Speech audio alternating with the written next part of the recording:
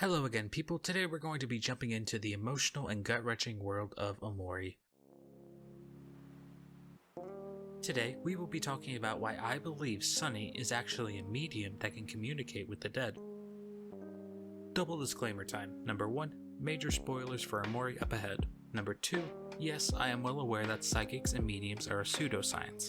No, I don't actually believe in it, but it could absolutely be something that exists in the world of Omori. Let's get into it. Let's start by talking about our main character, Sunny. Sunny spends most of his time trapped within his own vivid, fabricated world he made in his head, accurately described as headspace. Sunny doesn't go by his own name within headspace, as they have fabricated a new version of themselves under the name Omori. Omori being a word engraved onto the piano of Sunny's late sister Mari, who died, a death which I will add was caused either directly or indirectly by Sunny himself.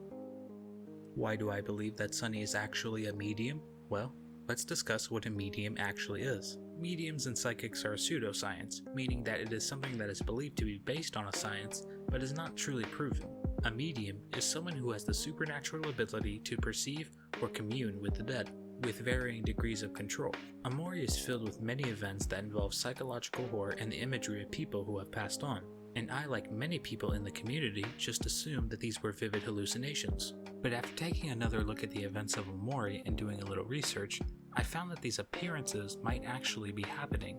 My evidence admittedly can't be fact-checked in real life because mediums don't really exist. Also, the events that I am actually referring to are the ones that are happening out of headspace.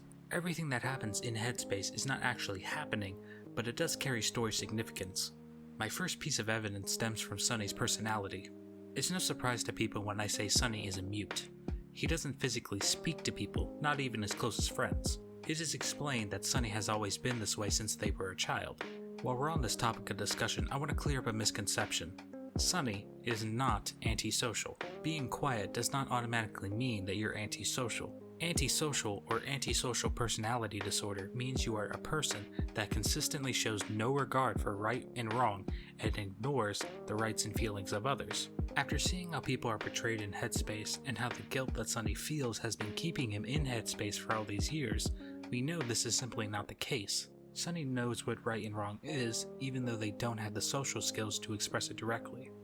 Sunny is an introvert, meaning that he is a person predominantly concerned with their own thoughts and feelings rather than external things. This is actually a crucial piece of evidence which explains why Sunny does not inform people about his visions. Sunny is well aware that the things they see in their dreams and in real life are awful, but he doesn't have the social skills to properly explain to his friends what is going on.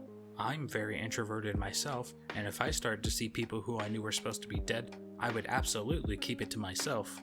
My second big piece of evidence stems from a list of traits that mediums have been known to portray. Tell me if this sounds familiar. You have an unexplainable fear of the dark, either in childhood or now. You have an active dream life, including vivid nightmares or lucid dreams. You have woken up at night frequently, and or generally don't sleep very well. You've had feeling that someone is watching you. Occasionally, you have seen things out of the corner of your eye, whether it be smoke, sparkles, or even shadow figures. A lot of these traits describe Sunny very well. Now, to be fair, this list also talked about other traits, like how you might give inspirational speeches, and that sounds like the antithesis of Sunny. Also, I think it's actually a natural response for humans to be afraid of the dark in general. I think it actually stems from the lack of information that comes from darkness. Still, these traits do describe Sunny very well. So when I played Omori for the first time, I, like many people, thought these were just hallucinations born from Sunny's guilt, or even the result of some sort of mental illness. So what makes me think that these visions are actually happening and not a result of a mental illness? Well, that actually leads us to our next piece of evidence. Hallucinations do not just happen. Hallucinations are typically caused by issues with the eye, the brain, or the effects from drugs. To our knowledge, Sunny does not take any medication, and during the events of the game he has 20/20 vision, at least until the end. Yikes. So we can only assume he has some sort of mental illness, right? Let's go over an assortment of things that cause hallucinations. Dementia, or Lewy body dementia, is a condition in which hallucinations occur, but they typically involve people who are age 50 and above. Dementia can happen in younger people, but I would be reluctant to say that Sunny has this disease, because people who are diagnosed with dementia also have profound memory loss. Sunny doesn't actually have memory loss per se. He actually remembers things that happened very well, even though there are some memories he would rather forget. Remember, Sunny's headspace is filled with memories from his life. He encourages the good ones and ignores the bad ones. Migraine, seizures, and strokes have also been known to cause hallucinations, but migraines entail constant pain, sometimes lasting for hours or days. Most of Sunny's pain seems internal. Strokes are also accompanied by other symptoms, like difficulty breathing or pain on one side of your face. Seizures could lead to hallucinations. They are associated with long periods of time where people stare at things, but they are also accompanied by changes in behavior. Sunny acts about the same throughout Omori. If Sunny was suffering from a condition that caused hallucinations, then schizophrenia seems like a prime candidate. Schizophrenia can cause hallucinations, being withdrawn from friends and family, being depressed, but also schizophrenia involves a rapid change in behavior. People who suffer from schizophrenia are described to have an unpredictable agitation. Sunny is only referenced to be agitated 2 times throughout the events of Omori, and it's pretty obvious why Sunny becomes upset when paying attention to subtext. The first is when Basil teased him about having a crush on Aubrey, and the other one is when he was upset when Mari was pressuring him to do better with his violin. The way I see it, Sunny's behavior is very predictable. Yes, Sunny does display some of the symptoms associated with these conditions, but he doesn't display all of them. All that being said, I do truly believe that the apparitions that Sunny sees in his dreams and in reality are real. Basil was cited to see these apparitions as well, but you see, Basil doesn't really fit these disease descriptions either. Hallucinations don't just happen by themselves, you see, they are also accompanied by other symptoms. My final piece of evidence comes from Faraway Town. We see a manifestation of Mari herself in front of Sunny while playing her half of the duet. Hiro comes in later and mentions that he actually heard the music as well. I know what you're probably gonna say, maybe Sunny was playing the music and we just didn't see it? Yes, this wouldn't be the first time the game has hidden something from us in the form of Sunny just not seeing it.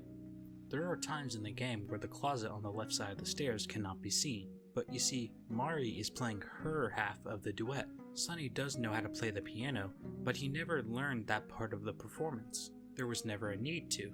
Sunny would have only had to learn his half of the duet, using his violin. Mari is actually appearing before Sunny to talk to him.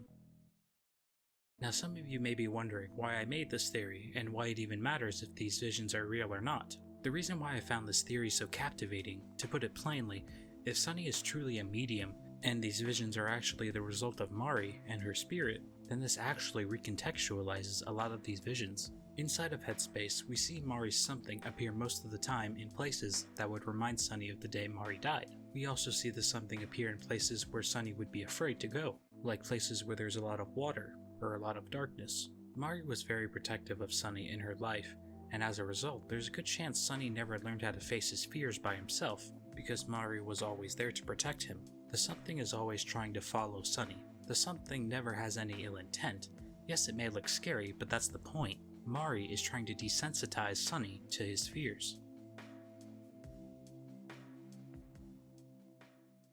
If we approach the scenes where the something appears before Sunny as Mari's actual spirit trying to communicate with him, then it actually makes a lot more sense. Mari is still trying to protect Sunny from beyond the grave. She not only forgives Sunny for what happened, but also is desperately trying to make it so her little brother forgives himself. Sunny has been suffering without his friends for 4 whole years, and it seems that Mari has had enough. Mari understands her brother well, probably better than most people. She knows that he won't just magically stop being afraid of the truth if she tells him to. So in Headspace, Mari comes to Sunny in 2 different forms. The nice, caring form of Mari that Sunny wishes never died, and the cold truth of the matter that Sunny has to face. Mari is there as your save point so she can track Sunny's progress while working out his trauma. Mari is there in Headspace when Sunny's friends go missing, and in this scene, she actually refers to Sunny as Sunny instead of Omori.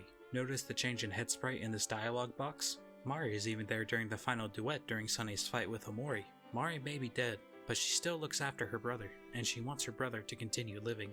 Mari hates the way that Sunny has hidden himself away from the world because of his guilt, and she wants him to know that he should think more highly of himself. Do you remember when we found out that Omori was the name etched onto Mari's piano? I actually think the reason why Sunny gave themselves the name Omori within Headspace is because Sunny subconsciously thought that Mari loved her piano more than him, and by naming himself Omori, then it would make Mari care about him. My heart. All that being said, I think this theory is heartwarming as well as interesting. This also sort of explains why people believe in mediums to begin with.